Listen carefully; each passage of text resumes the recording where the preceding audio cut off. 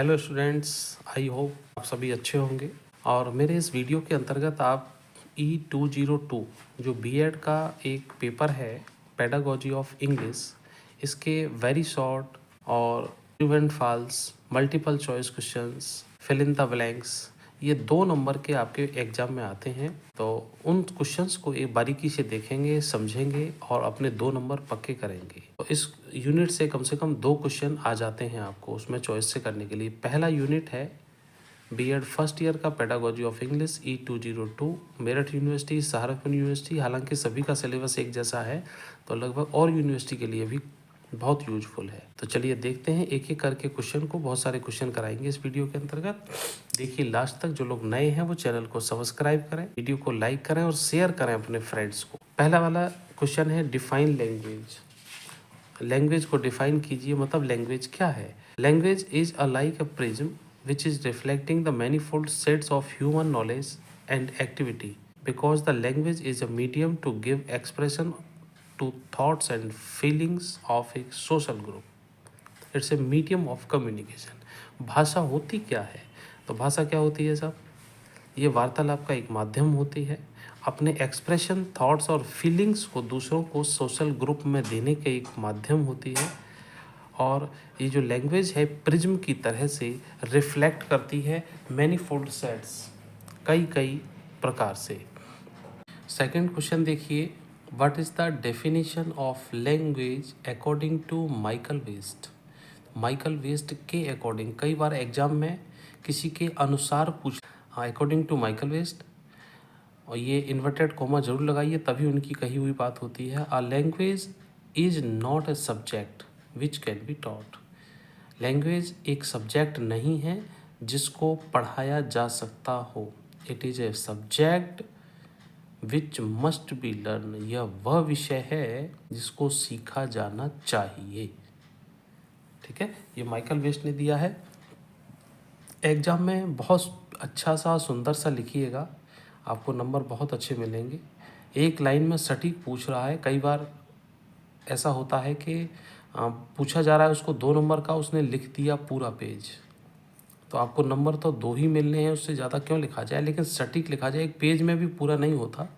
हम लोग इवैल्यूएशन में जाते हैं बीएड की कॉपी चेक करने के लिए, तो वहाँ पे सब ये देखते हैं कि बच्चा किस तरह से लिख रहा है। तो वो गलतियाँ आप लोग ना करें, अगर आप मेरी बात समझ पा रहे हो तो। थर्ड क्वेश्चन देखिए, define language in the words of Bloch and Trager. ये ब्लॉक एंड ट्रैगर के शब्दों में लैंग्वेज को डिफाइन करना है। Language is a system of arbitrary vocal symbol by means of which a social group cooperates. Language एक system है, एक साधन है, व्यवस्था है किस चीज़ की? Arbitrary vocal system. जो हमारे माने हुए वोकल सिंबल हैं, जो बोलने वाले संकेत हैं, इनका मतलब होता है of which a social group cooperates. जो सोशल ग्रुप हमारा पूरा उसको कोऑपरेट करता है। जो शब्द हम बोल रहे हैं वो दूसरे भी तो समझ रहे हैं, यही भाषा है। Write down the role of language in human life. ये इज की जगह इन कर लेना यहाँ पे। Language is a mean of expression. ये भाषा क्या होती है? भाषा एक साधन है एक्सप्रेशन करने का, अभिव्यक्ति का। It is a means of common communication. और ये सबको, कॉमन को, सभी को एक करने का, भाषा के माध्यम से ही तो हम सब लोग जुड़े हुए हैं, एक होते हैं। Write two causes of revolt against English in independent India. तो 2 कारण लिखने हैं, किस चीज़ के लिए?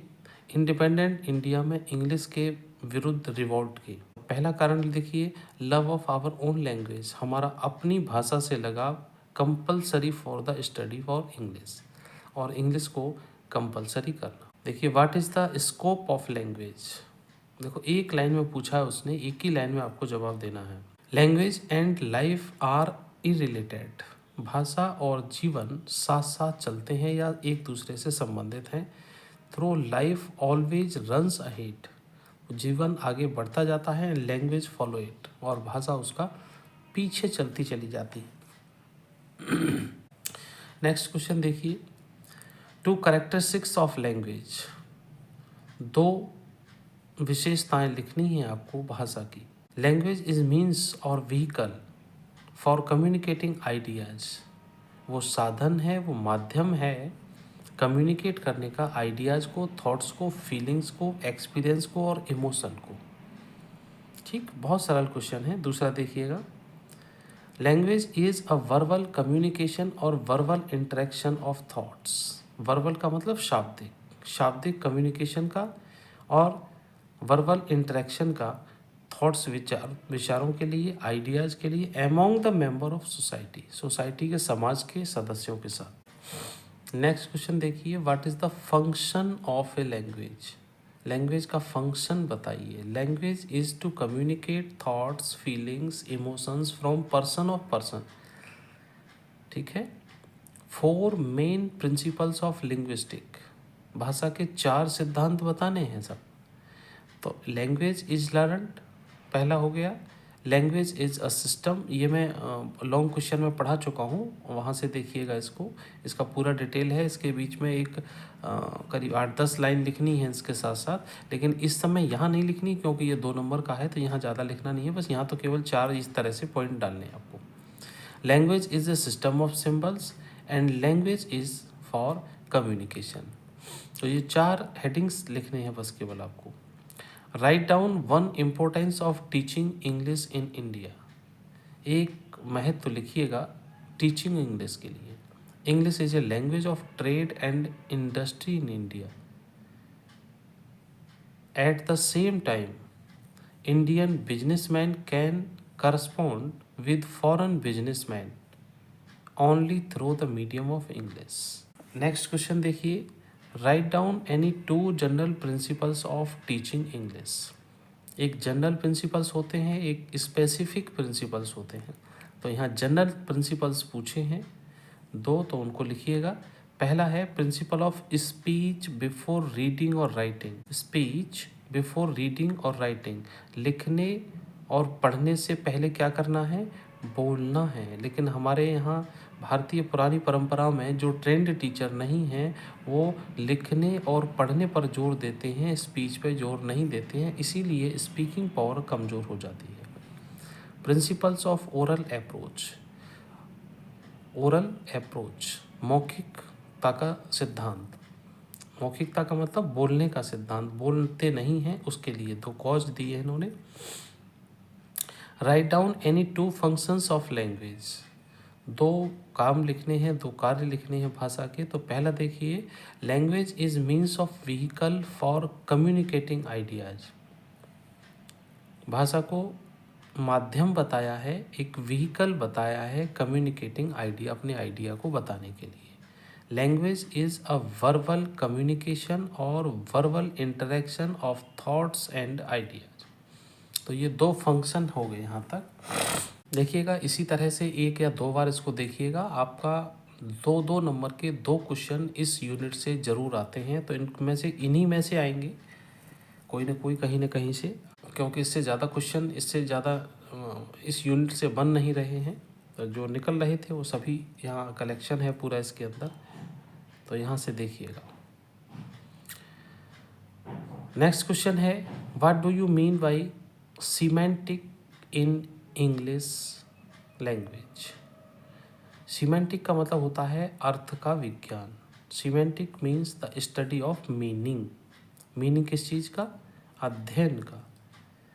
What do you mean by first language of child. ये क्वेश्चन कई बार एग्जाम में आ चुका है कि बच्चे की पहली भाषा कौन सी होती है। तो first language of child means to mother tongue of child. जो उसकी मातृभाषा होती है, जो उसकी माँ की भाषा होती है, मदर टंग होती है, वो उसकी पहली भाषा होती है। चाहे वो किसी भी क्षेत्र में रह रहे हों, किसी भी टेरिटरी में हो, वहाँ पे जो भी भाषा चलती होगी वो बच्चे जो बोल रहे होंगे, मदर जो बोलती हैं, वही उसकी पहली भाषा होती है। 2 main objects of teaching literature at secondary level. 2 मुख्य उद्देश्य बताने हैं टीचिंग लिटरेचर के लिए एट सेकेंडरी लेवल पे। तो देखिए पहला वाला क्या है, they should be able to speak freely. अब सेकेंडरी लेवल के बच्चे फ्रीली स्पीक तो करेंगे। They should think in English and speak it with easy and frequently. बड़ी आसानी से उस चीज़ों को सोच सकें, समझ सकें, जवाब दे सकें।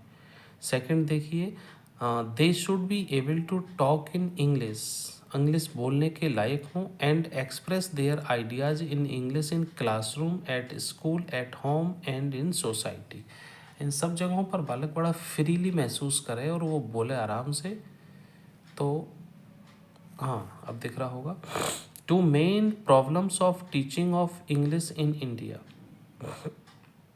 दो मुख्य समस्याएं बताइए इंग्लिश टीचिंग की भारत में।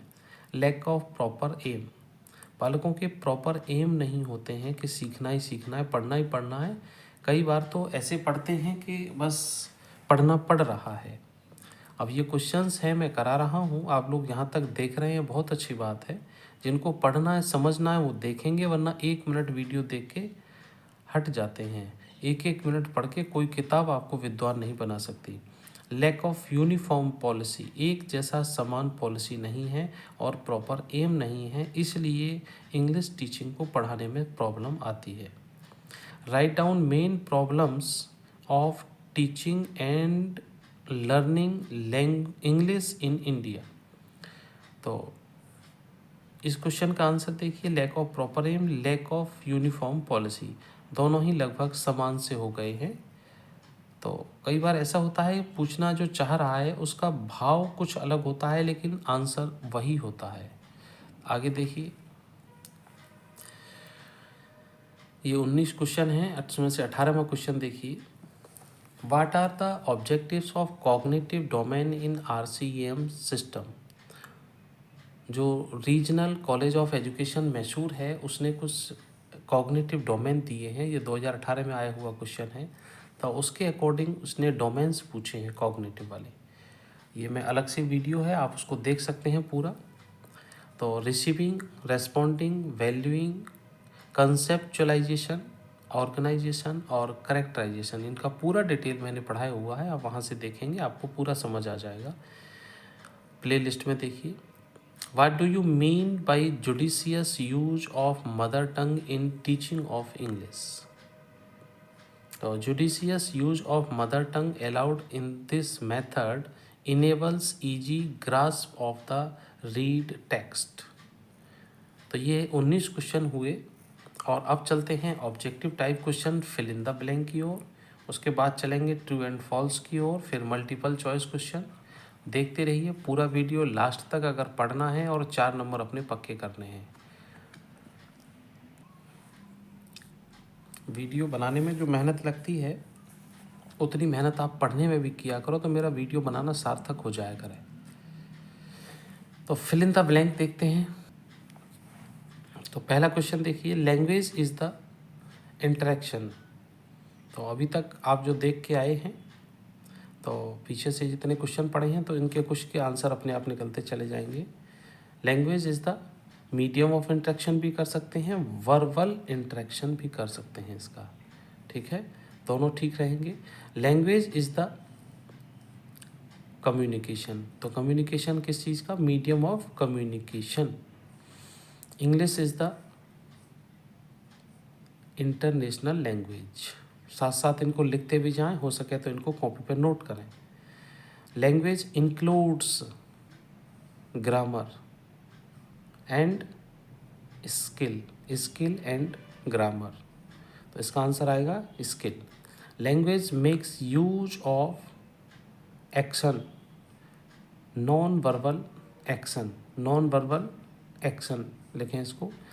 Verbal interaction is the function of language, non verbal action support language expression. Prevention is the function of a language. Language is the skill subject. Language is the media of communication या medium of communication। एक और है, teaching English has language and literature। इसका एक screenshot लीजिए और फिर note down करने में आपको आसानी रहेगी। चलिए आगे। अब चलते हैं ट्रू एंड फॉल्स की ओर। तो पहला पॉइंट है इसमें, language is the means of communication. ये तो बिल्कुल सही है भाई। Language is a science and literature is an art. भाषा एक विज्ञान है और लिटरेचर उसका आर्ट है, बिल्कुल सही है, तो ट्रू करेंगे इसको। थर्ड देखिए, language is God given gift और बोन फॉर ह्यूमन बीइंग, बिल्कुल सही सर। चौथा देखिएगा, language is a system of sound, syntax and grammar. है कि नहीं? साउंड का भी सिस्टम है, सिंटैक्स का भी सिस्टम है और ग्रामर का भी सिस्टम है, बिल्कुल ठीक है, सही है, ट्रू है। English language is the window to the world. संसार को देखने की एक खिड़की है, माध्यम है, बिल्कुल सही, true. Evolution is the main function of language, बिल्कुल सही। Language develops mutual understanding. जो भाषा है वो डेवलप करती है आपसी समझ को, बिल्कुल सही। Language uses non verbal action. Non verbal action को भी यूज करती है। Naturalness is the principle of language teaching. ये भी बिल्कुल सही है। और language has certain rules and principles, ये भी बिल्कुल सही है। इसका भी स्क्रीनशॉट लीजिए, दोबारा से स्क्रीनशॉट लीजिए आंसर सहित, और फिर चलते हैं मल्टीपल चॉइस क्वेश्चन की ओर। यहाँ से देखते हैं, बहुत फटाफट से करेंगे, वीडियो ज़्यादा लंबा ना हो, कोशिश करेंगे। मल्टीपल चॉइस में 4-4 चॉइस दिया हुआ है, उसमें से एक सही है। Language is the art, science, both और नन, तो टिक लगा हुआ है ऑलरेडी, तो language is the science. Language includes skill, grammar, syntax, all these, तो ये सभी तीनों इसके अंतर्गत आ जाएंगे। आगे देखिए जी, English language is used as, कैसे यूज की जाती है? फर्स्ट लैंग्वेज और सेकंड लैंग्वेज। तो बहुत सारे क्षेत्रों में फर्स्ट लैंग्वेज भी है और बहुत सारी जगह पर सेकंड लैंग्वेज भी है, तो यहाँ आंसर हो जाएगा both. Language is the means of, किस चीज़ का साधन है? वर्बल इंटरेक्शन का है, कम्युनिकेशन का है और एक्सप्रेशन का है, तो all of these. Nature of language is, कैसा नेचर है? इवोल्यूशनरी है, रेशनल है, कॉम्प्लेक्स होल भी है, तो ये सब हो जाएंगे इसमें। Language skill is the speaking, writing, reading, ये भी सब है, तो ये तीनों आ जाएंगे इसके अंतर्गत। The nature of language depends on, जो लैंग्वेज का नेचर है वो निर्भर करता है किस चीज़ पर? जोग्राफिकल फैक्टर, सोशल कंडीशन और कल्चरल फैक्टर्स। तो ये लैंग्वेज का नेचर के लिए ये भी तीनों ऑप्शन आ जाएंगे। सब डिटेल स्टडी में पढ़ा चुका हूँ, वहाँ से आप देख सकते हैं पूरा। अब ये मत सोचना कि बहुत जल्दी जल्दी सा पढ़ाया, वीडियो बड़ा ना हो, मैं कोशिश करूँगा, लेकिन पढ़ने के लिए तो जितना मैटर है उतना देना ही होगा, 1 मिनट में सारे काम नहीं होगा। The main function of a language is prevention, preservation, evolution और इंटरेक्शन, ये भी आ जाएंगे। The main principle of language teaching is oral work, imitation, naturalness, तो इसका भी all of the. Language involves for, certain rules भी हैं और सर्टेन प्रिंसिपल्स भी हैं, तो बोथ आ जाएगा इसका। Language preserves the facts, beliefs, certain principles, all of these. The main linguistic principles is, क्या है? कम्युनिकेशन है, ग्रामर है और लैंग्वेज स्किल भी है, तो ऑल ऑफ दीज हो जाएगा। English in India is best regarded as, English को जो बेस्ट रिगार्ड है वो क्या है? सेकंड लैंग्वेज का मिला हुआ है, सेकंड भाषा के रूप में है, क्योंकि फर्स्ट लैंग्वेज उसकी मदर टंग हो जाती है और सेकंड लैंग्वेज हो जाती है। अब ये इंग्लिश हमारे लिए विदेशी भाषा तो है, लेकिन हमने इसको अपनी भाषा के रूप में सेकंड स्थान दिया है। क्लासिकल लैंग्वेज में दूसरी आती हैं, जो दूसरे वीडियो में मैंने पूरा समझाया है, 3 language formula. The two receptive language skills are listening, speaking, reading, listening and reading. तो जो रिसीव करने वाली चीज़ें होती हैं, लिसन करते हैं, रीड करते हैं, ये लिसन करने वाली होती हैं, ठीक। In Hindi medium schools English is taught as second language. In the schools और rural India English language is taught as second. तो ये आपको पूरी सीरीज आपको दे दी है मैंने। फिल इन द ब्लैंक हैं, ट्रू एंड फॉल्स हैं, मल्टीपल चॉइस क्वेश्चंस हैं और वेरी शॉर्ट क्वेश्चंस हैं। और इसमें मेरे ख्याल से लगभग 65 to 70 क्वेश्चन लगभग मैंने इसमें करा दिए। उस वीडियो को पूरा आपने देखा, क्वेश्चंस को दोबारा देख लीजिए, नोट कीजिए। ये आपके 4 नंबर पक्का हो गए हैं आज इसमें। मिलते हैं फिर आपको अगली नई टॉपिक के साथ। तब तक पढ़ते रहिए, अपना ख्याल रखिए। Thanks you very much.